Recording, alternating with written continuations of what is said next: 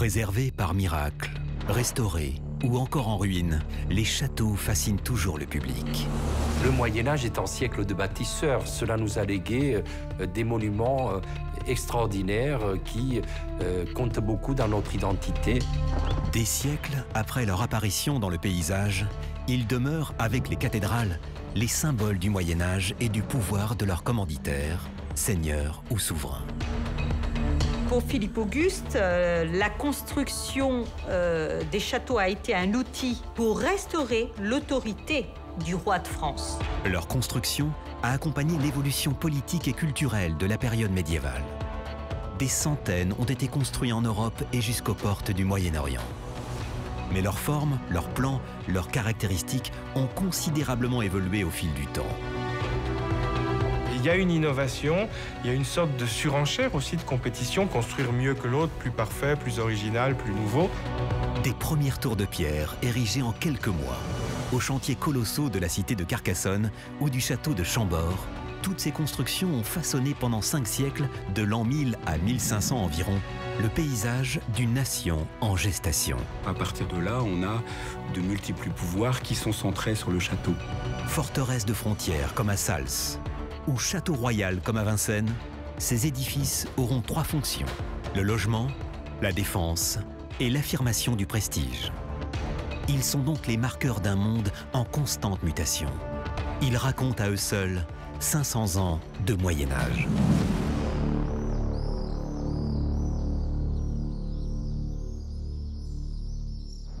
L'apparition des châteaux forts en Europe ne doit rien au hasard.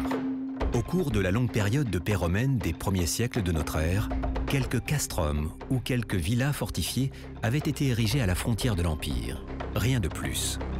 On trouve dans les textes en latin le terme castrum. Donc castrum, ça a donné petit à petit, ou castellum, château. Et castellum veut dire tout simplement le village, donc c'est un terme très générique. Et on voit petit à petit, donc au 9e, 10e siècle, le glissement de sens entre une place forte, qui peut être très grande, une ville fortifiée, et petit à petit, ce qu'on interprète comme un lieu qui est effectivement fortifié, mais c'est aussi une résidence, et pas la résidence de n'importe qui, de celui qui exerce un pouvoir.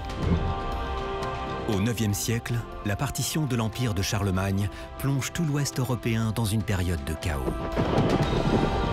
L'autorité du roi, mais également celle de ses vassaux, les comtes, est considérablement affaiblie. Les villas fortifiées vont alors devoir laisser place à de nouveaux types de constructions. D'autant qu'à partir des 8e et 9e siècles, le territoire de cette vaste région, qui n'est pas encore la France, est assailli par de multiples invasions. Les Hongrois à l'est, les Vikings au nord et à l'ouest, les Sarrasins au sud. Pour faire barrage, l'Europe se couvre de châteaux forts. D'abord dans l'ouest et le sud de la France, puis jusqu'en Normandie, en Allemagne et en Angleterre. La féodalité est alors en gestation. Les seigneurs, émancipés d'un pouvoir royal très affaibli, se lancent dans la conquête de territoires. Mais il faudra ensuite les protéger. Ils conçoivent donc des fortifications constructibles en un temps record, 3 mois environ, les mottes castrales, élevées sur des tertres artificiels. Pour symboliser et concrètement retrancher son château, il fallait créer artificiellement une élévation qui soit faite pour voir de loin et pour être vue de loin. La taille moyenne de ces tertres en forme de cône est d'environ 30 mètres de diamètre à la base, pour une dizaine au sommet. La hauteur varie de 6 à 12 mètres, créant une pente de 35 à 55 degrés. C'est là que se dresse la tour haute de 15 à 25 mètres. En contrebas, la basse-cour, le plus souvent circulaire ou ovale. Elle est entourée d'un fossé et d'une levée de terre surmontée d'une palissade. Une tour-porte en bois peut en défendre l'accès. C'est là que se trouvent les bâtiments de service, écuries, fours, pressoirs ou forges. C'est quelque chose qui est simple, qui techniquement est très facile à faire, qu'on peut faire avec les matériaux tirés du fossé, avec le personnel corvéable à merci dont on dispose aussi. Donc on n'a pas besoin de véritables techniciens pour mettre en place cette structure. Les châteaux à mottes vont se multiplier entre le Xe et le XIIe siècle. Leur défense repose sur la succession des obstacles, fossés, talus, palissades, et sur la capacité de tenir un siège. La tour, accessible souvent par une simple échelle, est le signe du prestige et de l'autorité des seigneurs. C'est là qu'ils vivent avec leur famille. Celle d'Ardres, dans le Pas-de-Calais, construite vers 1120, comportait 4 niveaux. Un rez-de-chaussée enchâssé dans la terre et faisant office de cellier et de magasin à grains, surmonté d'un étage composé d'une grande salle et de la chambre du seigneur. Venait au-dessus la pièce réservée aux enfants du couple seigneurial et celle attribuée aux hommes de garde. Enfin, surmontant l'ensemble, une chapelle était réservée au maître de la tour.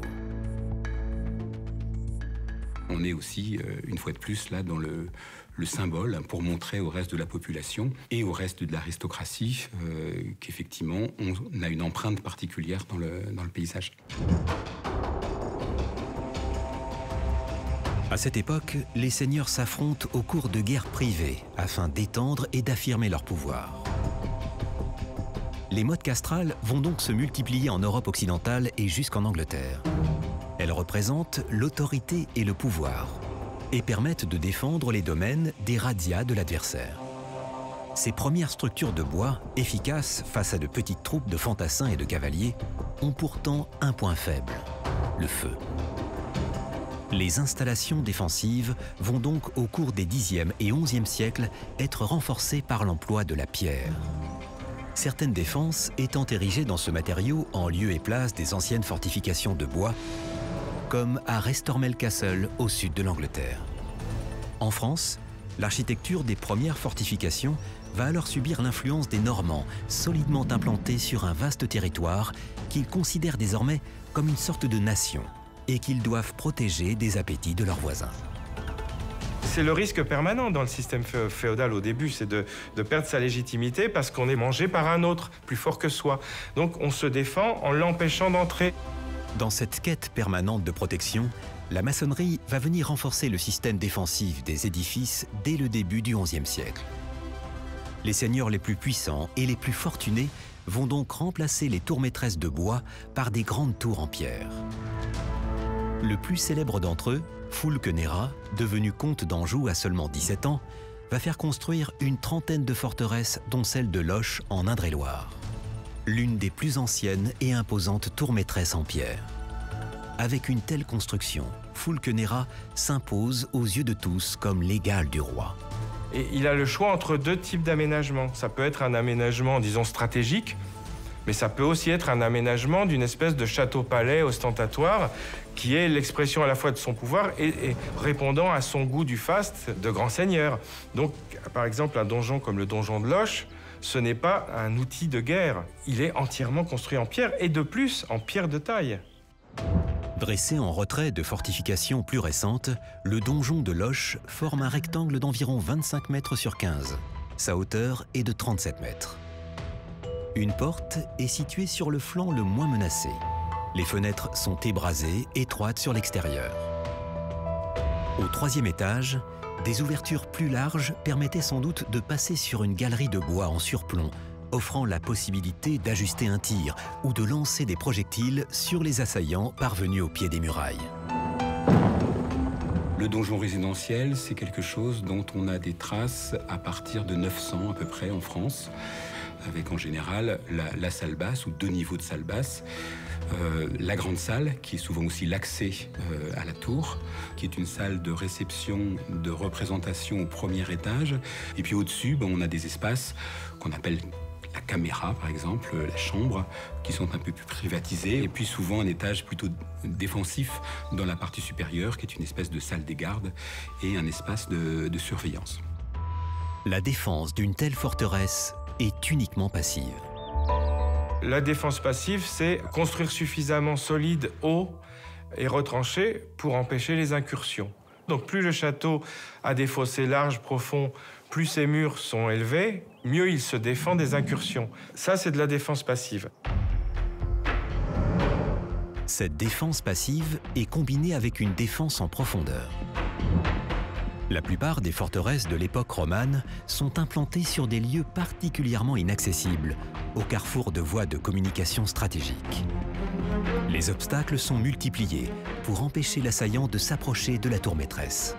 Fossés, talus ou encore palissades. On installe le château dans un lieu naturellement bien défendu, sur une colline entourée par une rivière qui forme des obstacles naturels face à l'avancée d'un éventuel ennemi.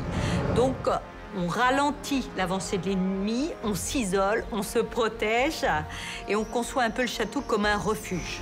Alors, ça ne veut pas dire non plus qu'on ne fait rien du tout, puisqu'on sait qu'il y avait au sommet des murailles des chemins de ronde depuis lesquels on pouvait quand même tirer, on pouvait guetter, voilà. Mais tout cela, ça reste quand même relativement passif, des obstacles, des murs, des fossés, des défenses naturelles. Nombre de tours maîtresses construites au cours du XIe siècle reprennent le plan quadrangulaire facile à bâtir. Le modèle anglo-normand de ce type d'édifice, aussi appelé tour-résidence ou tour-palais, est la tour de Londres, construite vers 1070 sur ordre de Guillaume le Conquérant, ou le grand donjon du château de Falaise en Normandie, bâti au tout début du XIIe siècle. Mais les donjons quadrangulaires montrent vite leurs limites défensives.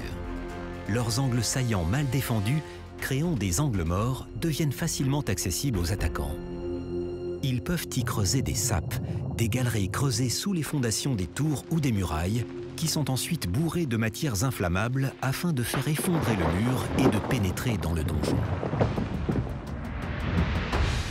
Ces tours carrées disparaîtront bientôt au profit de tours rondes, mieux adaptées à l'art de la guerre. Ce sera la grande innovation généralisée au XIIe et XIIIe siècle. Mais il faudra pour cela attendre le règne du roi bâtisseur, Philippe Auguste.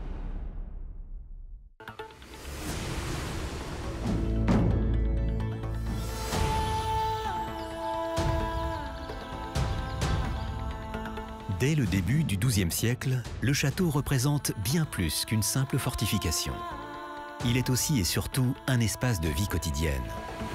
Les paysans viennent y travailler pour entretenir les murailles, curer les fossés ou encore cultiver les terres du châtelain, la réserve. Le maître des lieux y réside avec sa large famille, frères, sœurs, cousins. Les chevaliers s'installent dans les fiefs attribués par leur seigneur, où ils font construire des habitations fortifiées. Mais cette indépendance soudaine n'est pas sans effet sur les relations qu'ils entretiennent avec le suzerain auprès duquel ils s'engagent. Alors vous avez deux grands rites, le serment de fidélité et l'hommage. Vous allez prêter un serment, un sacrement, quelque chose d'extrêmement surnaturel, mystérieux, qui vous dépasse, et vous vous engagez à ne pas nuire à votre seigneur. Vous faites partie de sa cour. Vous savez, c'est une société où la qualité d'un homme se mesure au nombre de gens qui sont autour de lui, qui le servent. À partir de là, on a de multiples pouvoirs qui sont centrés sur le château. Donc quand le prince est absent, on rend hommage à sa tour. De la même manière, le roi de France exige désormais que les grands seigneurs lui prêtent hommage et jure de lui apporter aide militaire et conseil. Cette organisation des relations entre vassaux résume à elle seule la féodalité. La pyramide du pouvoir se recompose, la société médiévale évolue. Le roi qui avait tout perdu récupère progressivement ses prérogatives, récupère le ban, le pouvoir de commander, de punir, et ces tribunaux, désormais, sont les seuls qui peuvent exercer la justice. Et ce processus implique de nouveaux châteaux, ou en tout cas conquérir du château des seigneurs et les adapter avec de nouvelles techniques. Des châteaux encore plus beaux, encore plus perfectionnés sur le plan militaire, encore plus imprénables, qui marquent la reconquête d'un territoire par la royauté. D'autant qu'au XIIe et XIIIe siècle, période qualifiée d'âge d'or des châteaux forts, France et Angleterre se livrent une guerre sans merci. Un conflit au cours duquel les châteaux jouent un rôle primordial. Donc on a des entités politiques qui deviennent plus puissantes, qui entrent en guerre ouverte dans les années 1180-90 Et cela occasionne forcément la construction de nouveaux châteaux et pour le coup, là, de places fortes. Il y a une innovation, il y a une sorte de surenchère aussi de compétition, construire mieux que l'autre, plus parfait, plus original, plus nouveau. Lorsque Philippe Auguste monte sur le trône en 1180, le royaume de France ne s'étend guère au-delà de l'Île-de-France actuelle. La Normandie, l'Anjou, le Maine ou encore la Touraine sont alors sous la coupe du roi d'Angleterre, Jean sans Terre. Philippe Auguste va donc étendre le territoire royal aux dépens des souverains anglo-normands, les Plantagenets. Il va aussi et surtout rétablir son influence dans toutes les provinces tenues par les grands vassaux. Il met en place une administration en charge de la gestion du royaume. Profitant de l'essor des villes qu'il rallie à lui et de l'affaiblissement des seigneurs appauvris par les premières croisades, Philippe Auguste, comme ses prédécesseurs capétiens, va se lancer dans une vaste entreprise de rétablissement du pouvoir royal. Mais il ne va pas se contenter de conquêtes territoriales. Il va aussi couvrir le royaume d'infrastructures militaires au premier rang desquelles des châteaux. Pour Philippe Auguste, la construction des châteaux a été un outil, bien sûr, de guerre et d'affrontement, de place forte, mais ça a été aussi un outil particulier au service de son pouvoir, de son autorité, de son image. Ça a été pour lui un outil pour restaurer l'autorité du roi de France.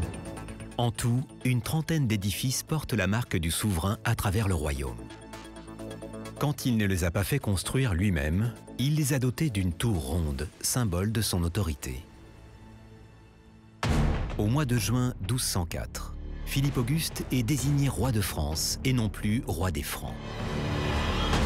Pour parvenir à défendre son royaume et à le garder des appétits féroces des souverains plantagenets, le nouveau roi va faire construire des forteresses au plan standardisé.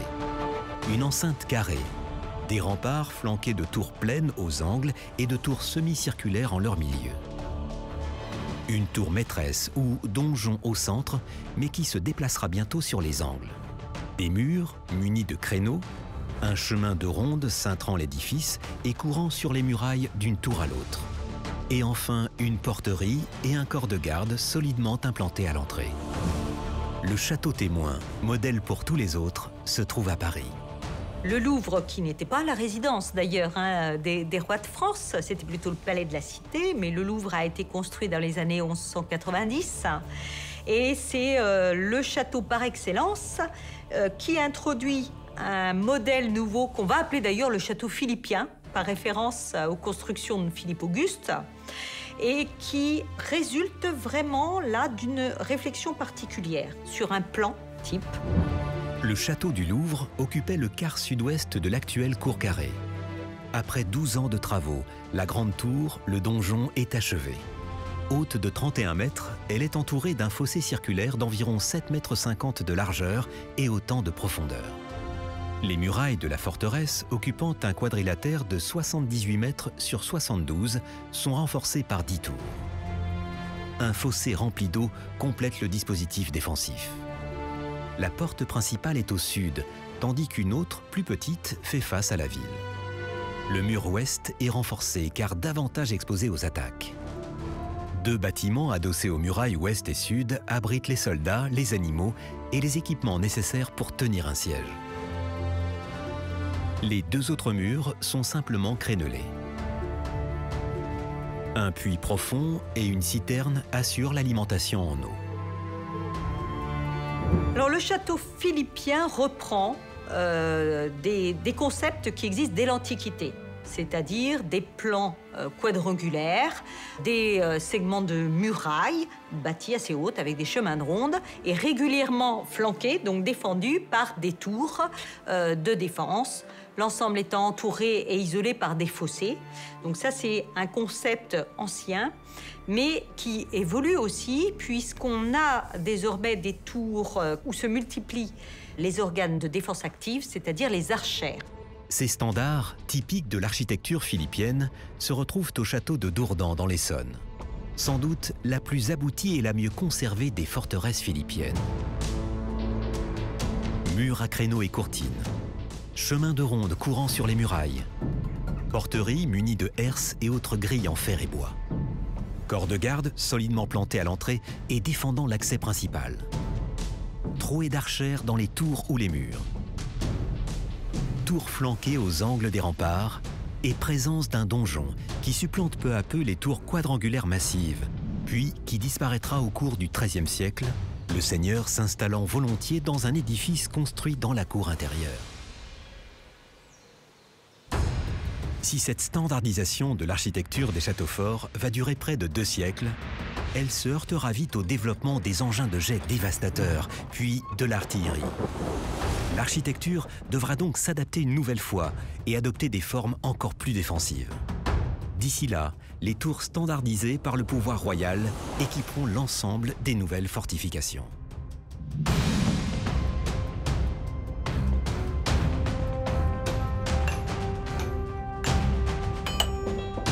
Au cours du XIIe siècle, sur le modèle initié par Philippe Auguste, les architectes médiévaux privilégient donc la tour ronde plutôt que la tour carrée.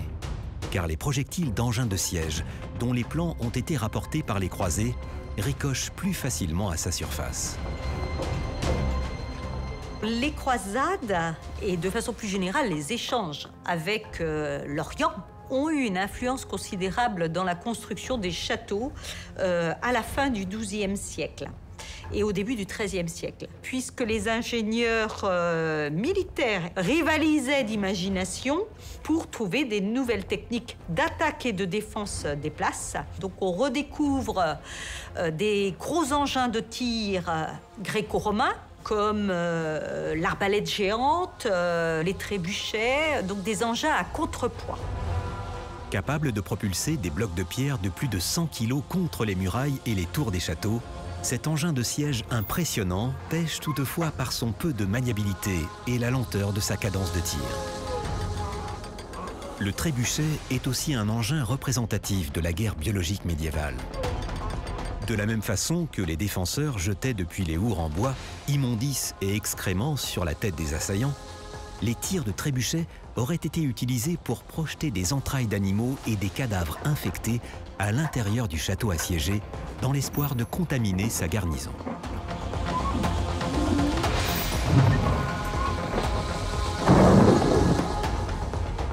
Quelle que soit leur taille, leur système de contrepoids ou de jet, tous ces engins nécessitent de mobiliser un nombre conséquent d'hommes pour les manipuler. Il faut aussi les connaissances suffisantes pour les fabriquer et surtout les deniers pour les acquérir. Les plus gros engins de siège ne sont donc pas à la portée des petits seigneurs, souvent appauvris à leur retour des diverses croisades. Donc il y a un effort pour attaquer les places fortes. Et puis, en contrepartie, évidemment, il y a un effort pour les défendre. On épaissit les murs, on crée des nouveaux organes de défense, des chemins de ronde avec des machicoulis, des dispositifs pour pouvoir jeter des projectiles à la tête des assaillants et qu'on retrouve dans quelques châteaux au XIIe siècle en Occident, comme Château-Gaillard, mais qu'on voit seulement se développer après, à la fin du XIVe siècle. La citadelle de Château-Gaillard en Normandie, réputée imprenable, a été la fierté de Richard Cœur de Lion. Le souverain anglais a accompli l'exploit de la faire bâtir en 2 ans seulement. Elle constitue l'ultime verrou destiné à stopper la marche de Philippe Auguste vers Rouen. Il lui faudra d'ailleurs attendre la fin d'un très long siège, au printemps 1204, pour réussir à s'en emparer. Car Château-Gaillard possède très tôt les attributs les plus efficaces d'une défense dite active. L'idée, c'est qu'il faut que ça résiste. Donc le fait déjà, par exemple à Château-Gaillard, de remplacer les hours en bois par des machicoulis en pierre, ce qui était à l'époque une innovation en Occident, c'était très nouveau de faire ça. Il y avait des machicoulis en pierre en haut de la tour sur des grandes arcades. Et les murs étaient plus épais surtout. Donc les murs de Château-Gaillard, par exemple, sont très épais. Il y a une grosse résistance mécanique à l'impact balistique. Et l'éperon avait pour vocation, en cas de tir balistique, de ne pas donner prise. C'est-à-dire qu'une pointe, ça permet de chasser le projectile. Et les petits festons, les formes festonnées, c'est pareil. C'était pour opposer à un tir balistique quelque chose qui puisse faire ricocher le projectile. Donc avoir un moindre impact. Donc là, c'est vraiment une réponse, l'épaississement et les formes. Au XIIe et XIIIe siècle, le simple retranchement ne suffit plus. Avec l'architecture philippienne, la défense devient active. château fort peut désormais protéger l'ensemble des terres qui l'entourent, car les hommes postés sur son chemin de ronde ou embusqués dans son corps de garde peuvent défendre activement l'édifice grâce aux nouveaux dispositifs défensifs ménagés dans les tours et les murailles, et à leur capacité de déplacement sur les courtines. Les progrès dans l'art de construire ont rendu les fortifications encore plus solides et difficiles à approcher. Au cours du XIIIe siècle, les hourds de bois, vulnérables au feu, disparaissent peu à peu pour être remplacés par des constructions en encorbellement. Les bretèches, un petit avant-corps rectangulaire ou à pans coupés, et les machicoulis, une galerie de pierre courant sur le sommet des courtines. Et pour mieux protéger l'enceinte, on utilise à partir du milieu du XIIe siècle les tours comme postes de tir. L'élément fondamental de la défense active, c'est la tour à archère. Dans une tour semi-circulaire, vous percez aussi des archères de flanc et une archère frontale, mais à l'étage au-dessus, on ne les perce pas au même endroit. Ainsi, vous avez une couverture des angles de tir qui laisse pratiquement pas de l'angle mort parce que la superposition des tirs à différents niveaux, en éventail, permet à l'archer de défendre à peu près tous les angles de vue depuis la tour, d'une façon active. C'est inventé, ou du moins c'est vraiment mis en place à partir du dernier tiers du XIIe siècle, et Philippe Auguste va le systématiser, il va en faire un système. Les progrès sont tels que la forteresse peut désormais être édifiée en plaine sur des terrains plats et découverts. L'architecture philippienne va influencer les souverains anglais pendant plusieurs siècles. Le château de Douvres, situé sur les côtes britanniques, assure la défense du port le plus proche de la France. Henri II Plantagenet le fait considérablement agrandir entre 1179 et 1188 en lui adjoignant un splendide donjon-palais. Dans l'est de l'Angleterre, le château de Baudiam, construit en 1385 en pleine guerre de Cent Ans, reprend les archétypes des forteresses françaises. Il est établi sur une base carrée, mais ne possède pas de tour maîtresse.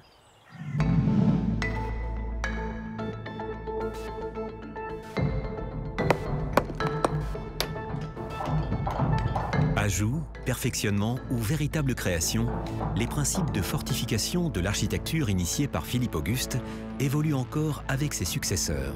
Son fils Louis VIII et son petit-fils Louis IX, qui n'auront de cesse d'agrandir le domaine royal. Louis IX, ou Saint-Louis, qui a eu à batailler, notamment dans le sud de la France, contre le comte de Toulouse. Il a fait construire des châteaux, des places, qui sont devenus finalement des lieux d'exercice, de contrôle de l'autorité royale. En 1248, le traité de Corbeil fixe la frontière entre le royaume de France et celui d'Aragon. Quelques années plus tôt, plusieurs forteresses perchées au sommet d'impressionnantes falaises avaient été achetées par Louis IX afin de marquer les nouvelles limites du royaume. Leurs noms, Aguilar, Quéribus, Peypertus ou encore Puylaurens. Parmi ces citadelles du vertige, celle de Peypertus dans l'Aude est sans doute la plus impressionnante. La forteresse, datée de la seconde moitié du XIIIe siècle, s'allonge sur une crête d'environ 300 mètres et domine la vallée de quelques 500 mètres. L'ensemble est composé de 3 parties, 2 châteaux et une vaste esplanade centrale. Le donjon vieux comprend un logis et une église de style roman. Tandis qu'une seconde forteresse, érigée plus haut en 1242, permet une autonomie totale en cas de siège. Impressionnante, ces citadelles ne possèdent pourtant que de très faibles garnisons. C'est le cas notamment du château de Puylaurens. Perchée sur son éperon calcaire, la forteresse n'est défendue que par une vingtaine de fantassins et une meute de chiens. Comment si peu d'hommes auraient-ils pu intervenir en cas d'invasion? Aurait-il eu seulement le temps de descendre dans les vallées qu'ils dominaient? En fait, ces citadelles du vertige ne sont pas que des forteresses. Elles sont d'abord des constructions politiques, les armes d'une guerre psychologique. Elles symbolisent la volonté des rois capétiens de marquer de leur empreinte le royaume qu'ils gouvernent.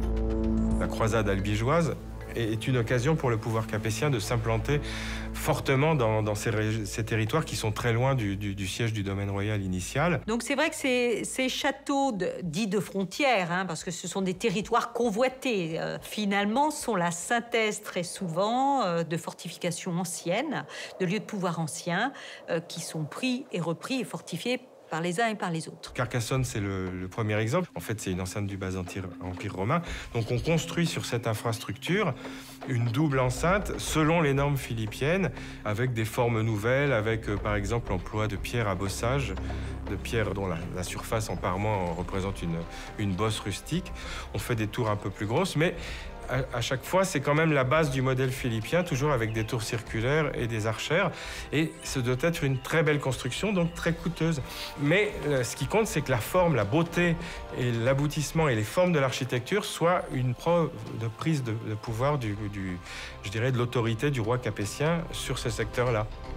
Le château de Carcassonne, hérissé de 9 tours, est un petit bijou de l'architecture philippienne. Les fortifications de la cité constituent un ensemble monumental avec son rempart long de 3 km, jalonné de 40 tours, muni de 2 grandes portes. Cette vaste acropole domine d'une 50aine de mètres la rive droite de la rivière Aude.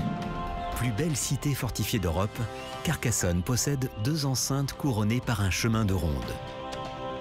La première, intérieure, est appuyée sur les soubassements antiques. La deuxième est protégée par 14 tours. C'est un investissement financier considérable parce que tout est bâti en pierre de taille, avec une conception de la défense active. On voit des tours archères, des archères immenses dont les fentes de tir peuvent être de 2-3 mètres de longueur. Et en fait, on sait très bien que finalement, il n'y a pas besoin d'avoir des archères de 2-3 mètres de longueur pour qu'elles soient plus efficaces. Donc il y a une dimension ostentatoire. Une dimension aussi de démonstration de l'autorité royale à travers ces constructions qui sont aussi évidemment des constructions fortes. Le choix du site de construction d'un château répondait à des critères stratégiques et politiques, mais également environnementaux. Le chantier devait être proche d'une carrière et d'une forêt qui devraient fournir les matériaux essentiels au chantier. Après que la forêt a été déboisée, le terrain à bâtir est arpenté. À l'aide d'une corde à 13 nœuds espacée de coudées d'environ 50 cm, le maître d'œuvre trace le plan du futur édifice. Des pieux sont plantés au centre des tours, puis sont reliés entre eux par des cordeaux déterminant des lignes où s'élèveront les courtines. La construction est une affaire de spécialistes aux fonctions et compétences précises. Tailleurs de pierre, maçons, charpentiers ou forgerons répartis en corporations. Le coût de ce travail est élevé. La quantité de pierre de taille utilisée dans la construction d'un château dépendra donc du budget alloué par le seigneur. La taille du château dépend largement de la fortune de son commanditaire, de terres dont il dispose, des redevances qu'il peut percevoir et puis surtout des paysans auxquels il peut se faire travailler sur place. Le Moyen-Âge est un siècle de bâtisseurs, c'est un siècle où beaucoup de richesses, beaucoup de capitaux sont partis dans la construction des cathédrales et dans la construction des châteaux. Bien sûr, cela a été peut-être au détriment du niveau de vie, cela a été peut-être au détriment de la qualité de la santé, de l'instruction des gens, mais en même temps, cela nous a légué des monuments extraordinaires qui comptent beaucoup dans notre identité et dans ce que nous sommes actuellement. Il faut de 8 à 12 ans pour bâtir les châteaux du début du XIIIe siècle. Pendant toute la construction, les maçons vont veiller soigneusement à la qualité de l'assemblage et à la droiture des angles. Ils utilisent des engins de levage comme la roue à écureuil, dont certains modèles peuvent soulever un poids de 600 kg.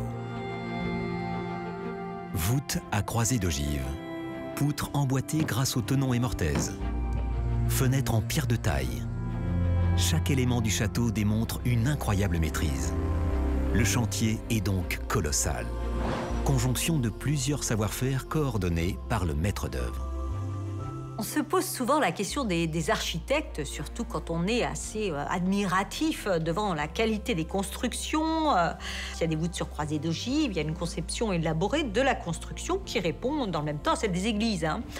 Et bien sûr, il y a des architectes, mais on ne conserve pas leurs noms. Malheureusement, à part quelques noms, ce sont des inconnus de l'histoire. Si les noms des architectes médiévaux ont disparu, leurs œuvres, dont la beauté et la complexité restent aujourd'hui encore incontestées, auront traversé les siècles.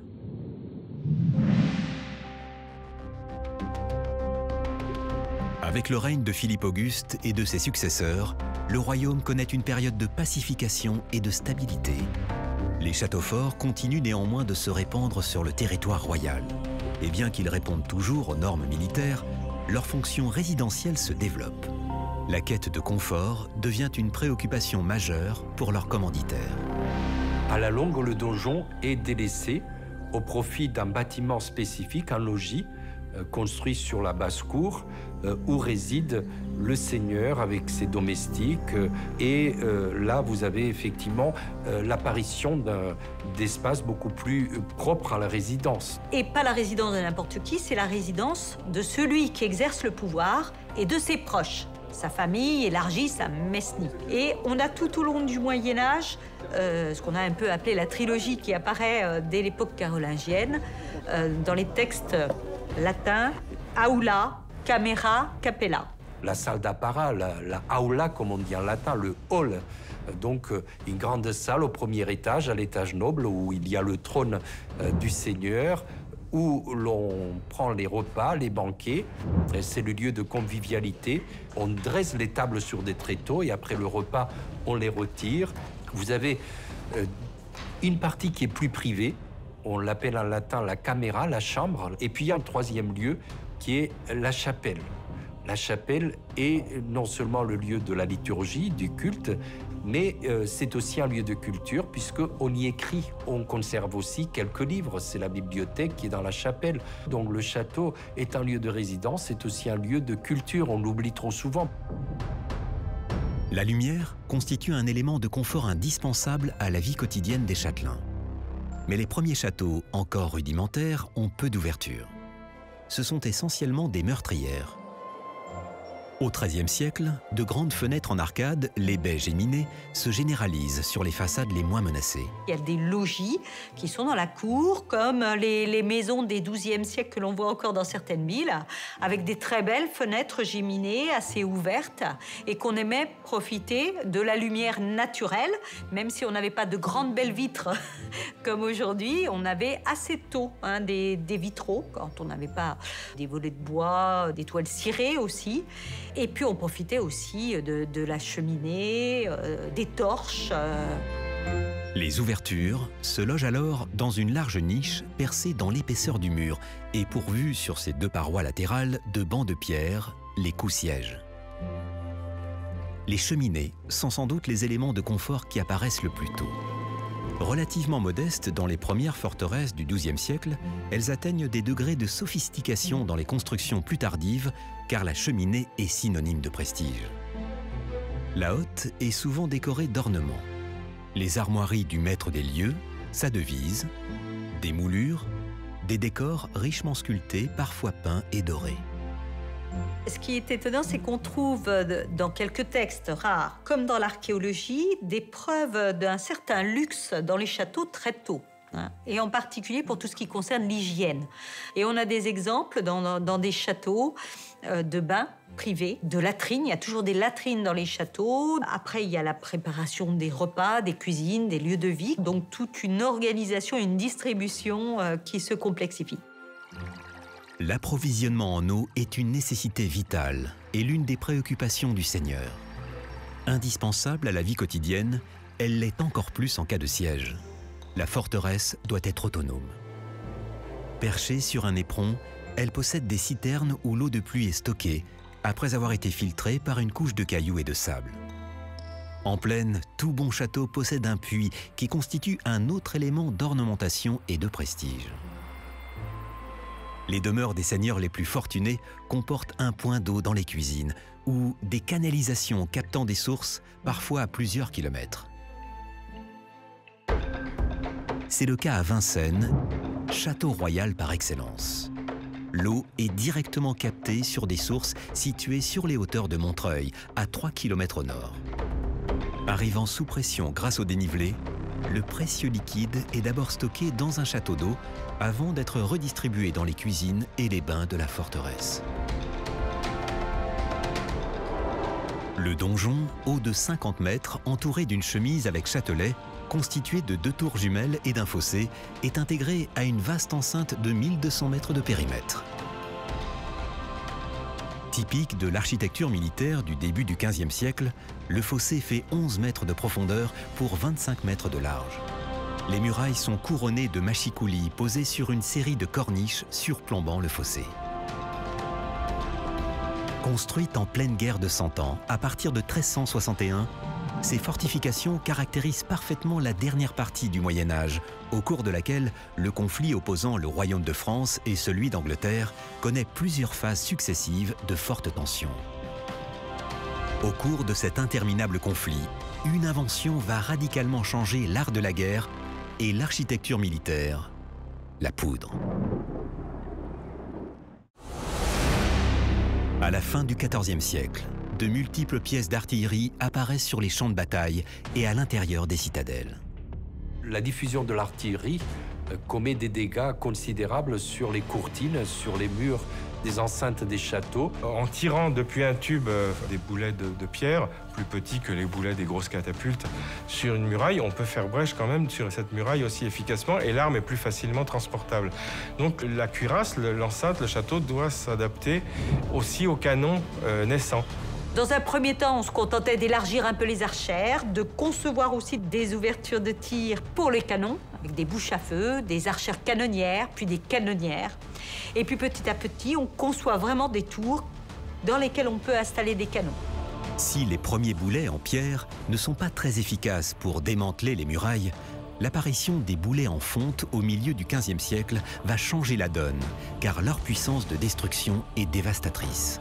On parle du boulet qui fait brèche, parce qu'au lieu d'éclater sur les murs, il fait éclater le mur. Le canon plus fort, le canon plus performant, lui, il impose l'adaptation de l'architecture du château. Pendant tout le XVe, on commence à faire des fortifications beaucoup plus résistantes. On fait plutôt des forteresses plus trapues, avec des tours dont les épaisseurs de mur peuvent dépasser les 10 mètres, pour résister justement à l'impact de la nouvelle artillerie. Les châteaux vont désormais être bâtis ou adaptés pour résister à une artillerie de siège de plus en plus puissante, de plus en plus maniable, employant des boulets pesant jusqu'à 200 livres, environ 90 kg, et de 42 cm de diamètre, parfois cerclés de fer ou entièrement en fonte. Un meilleur dosage des poudres assure au tir une plus grande régularité. Désormais, l'artillerie est en mesure de concentrer ses tirs sur n'importe quel point du rempart et donc de créer des brèches. Et c'est la fin vraiment des châteaux forts de pierre médiévaux tels qu'on les imagine. À la fin du XVe siècle, plus aucune muraille ne peut résister aux canons.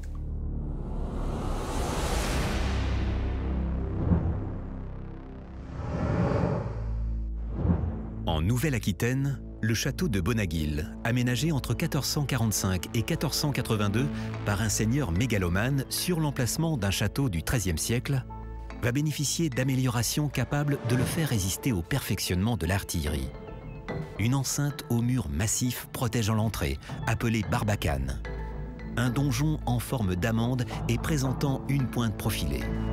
Plus d'une centaine de canonnières percées dans les murs, ainsi qu'un boulevard ceinturant l'ensemble et protégé par des postes de tir installés dans les fossés et au pied des remparts. Les châteaux qui prennent ces formes architecturales adaptées à l'artillerie, à l'impact de l'artillerie avec ces très grosses tours d'artillerie, ce sont le fait de très très grands seigneurs ou des rois. La confiance dans les châteaux ne faiblit donc pas. Mais ceux qui sont construits à partir du XVe siècle sont très différents de leurs prédécesseurs. Ils sont de plus en plus enfouis, afin d'empêcher que les tirs d'artillerie n'ouvrent des brèches dans leurs murs d'enceinte. La forteresse de Sals, aux portes des Pyrénées-Orientales, est de cela. Construite à la fin du XVe siècle sur ordre du roi d'Espagne, elle défend alors la frontière avec la France. Son plan général innove considérablement et annonce les fortifications modernes dont Vauban sera l'un des maîtres incontestés. Sals est un exemple de césure. C'est la fin du château fort. On ne peut plus parler d'un château médiéval, même s'il en garde un petit peu l'aspect et les dispositions, c'est déjà une citadelle. Avec des très grosses tours d'artillerie aux murs très épais, et la défense se fait par des canons à l'intérieur de salles voûtées qui sont des casemates avec des systèmes de ventilation pour que les servants d'armes ne soient pas intoxiqués par les fumées de leurs armes. Donc c'est très solide. On fait évoluer pour des formes plus trapues, plus résistantes. Le chemin de ronde a lui aussi été conçu pour accueillir des canons. Et des tours ouvertes à la gorge sont détachées de la forteresse comme autant de défenses avancées. Les murailles, élargies à leur base, sont épaisses de 14 mètres et s'enfoncent dans les fossés afin de les protéger des coups directs de l'assaillant, ne laissant dépasser du glacis que la partie nécessaire à l'artillerie.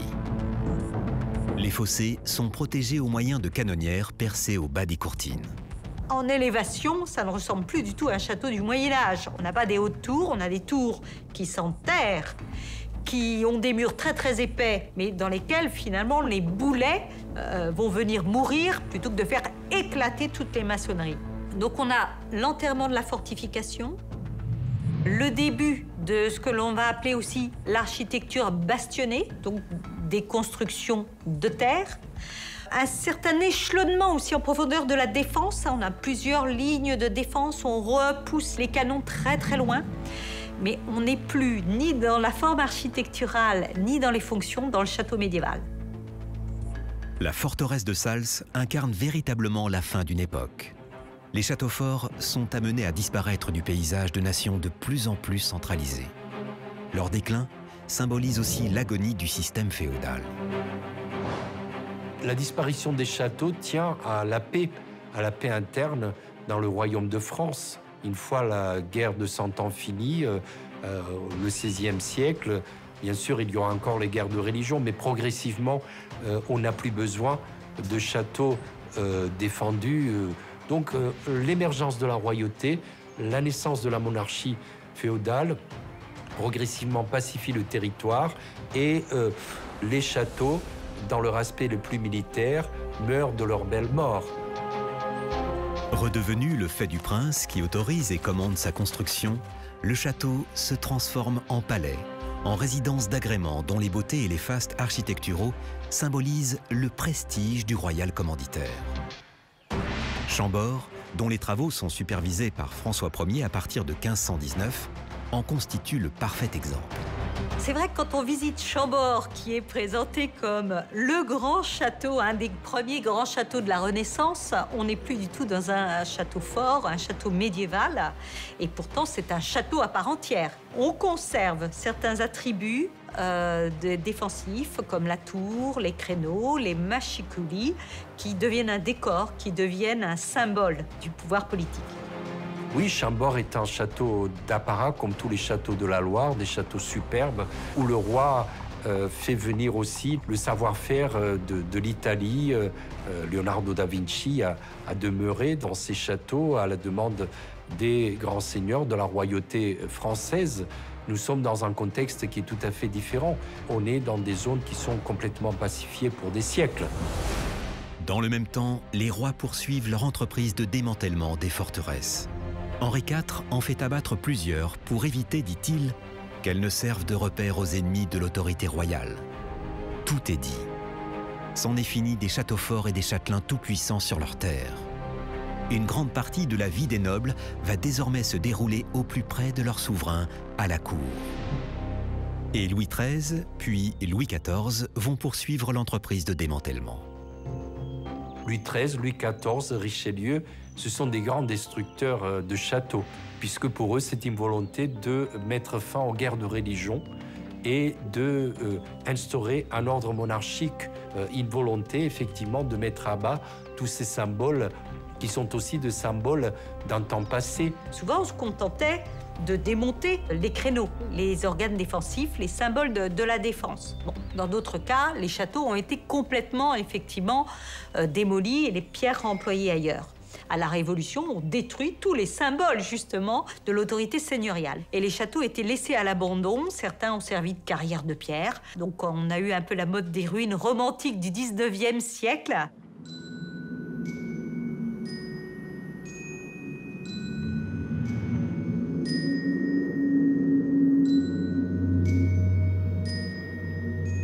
Au XIXe siècle, le château se fait mystérieux ou lugubre sous la plume des auteurs romantiques. Tout un imaginaire se développe autour des ruines couvertes de mousse, envahies par la végétation, vision d'un Moyen-Âge idéalisé et romanesque. Le château des contes enfantins projette sa silhouette gothique sur les lithographies et dans les peintures. Au XIXe siècle, beaucoup de savants, d'érudits s'intéressent à l'histoire, redécouvrent pas que les châteaux, les églises, le patrimoine, avec une vision très romantique et idéalisée.